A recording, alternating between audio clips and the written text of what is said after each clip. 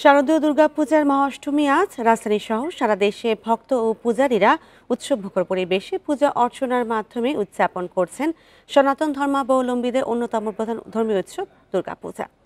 Bundle থাকলে প্রতি সেনমানিতে টাকা বাঁচবে। বিকাশ সেনমানি বান্ডেল কিনে জিতুন প্রতি লেনদেনে।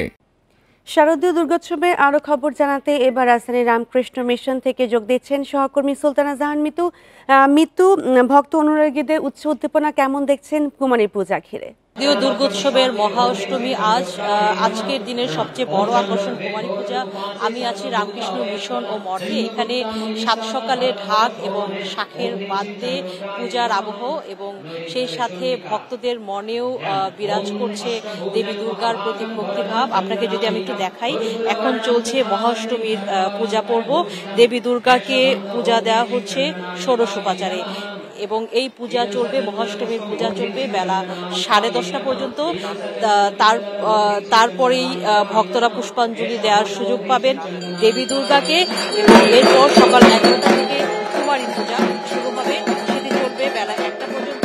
কুমারী পূজায় দেবী দুর্গাকে 5টি উপাচারে পূজা দেওয়া হবে এবং আজকের যে আরো সূচি আছে সেটি হচ্ছে সন্ধ্যায় সন্ধি পূজা অনুষ্ঠিত হবে সন্ধ্যা 6:13 এবং সেটি চলবে 7:01 পর্যন্ত। এর আগে এখানে এই রামকৃষ্ণ মিশনে সকাল 6টা থেকেই মহাষ্টমীর পূজা শুরু হয় এবং সকাল থেকেই ভক্ত দর্শনার্থীরা এখানে সমবেত হচ্ছেন। এখন বেলা যত বাড়ছে ভিড় তত বাড়ছে।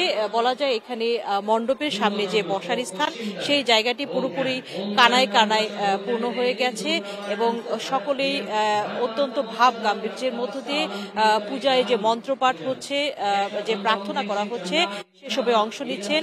আরেকটি বিষয় বলে রাখি, নিরাপত্তার কথা। বিপুল সংখ্যক ভক্ত দর্শনার্থীর সমাগম যেহেতু এখানে হবে, নিরাপত্তা ব্যবস্থায়ও কোনো ঘাটতি রাখেনি মন্দির কর্তৃপক্ষ এবং প্রশাসন, সেটিও আমাদের নজরে পড়েছে। তাই বলা যায় অত্যন্ত সুশৃঙ্খলভাবে এখানে ভক্ত দর্শনার্থীরা সমবেত হয়েছেন এবং শান্তিপূর্ণভাবেই তারা এই পূজায় অংশগ্রহণ করছেন। একটি বিষয়, বেলা 11টায় যখন কুমারী পূজা শুরু হবে তখন স্বভাবতই ভিড় আরো অনেকটা বাড়বে। তার জন্য এখানে যারা স্বেচ্ছাসেবকরা আছেন, এই রামকৃষ্ণ মিশন কর্তৃপক্ষ সকলেই কিন্তু সেরকমই প্রস্তুতি নিয়ে রেখেছেন।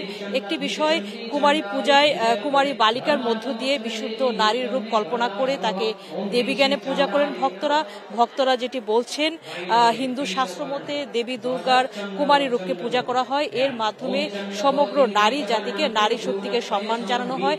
ভক্তদের সাথে আমি কথা বলেছিলাম, তারা যেটি বলেছেন, তারা চান এই পূজার মধ্য দিয়ে নারী শক্তির জয় হোক এবং নারীদের উপর যে অন্যায়, অত্যাচার বা অসমতা, সেসবের অবসান ঘটুক। তারা বলছেন যে দিনে দিনে এই পরিস্থিতির উন্নতি হয়েছে, তবে একই সাথে অনেক জায়গায় এমন সব ঘটনা ঘটছে সারা বিশ্বে, কিন্তু বাংলাদেশে নয়, যেগুলো আসলে তাদের মনে পীড়া দেয়। এবং শুধু নারীরাই নয়, এখানে যারা উপস্থিত আছেন পুরুষ ভক্তরা, তারাও একই সাথে নারী পুরুষের সমতা এবং নারী শক্তির জয় চেয়েছেন। একই সাথে তারা দেশ এবং বিশ্ব মানবতার কল্যাণ কামনা করেছেন।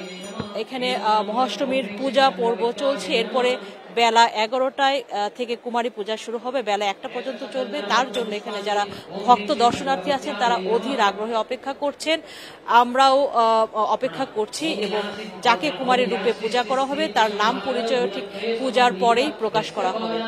এখন পর্যন্ত এই ছিল সবশেষ। রাজধানীর রামকৃষ্ণ মিশন থেকে দুর্গাপূজার খবর জানাচ্ছিলেন সহকর্মী সুলতানা জাহান মিতু।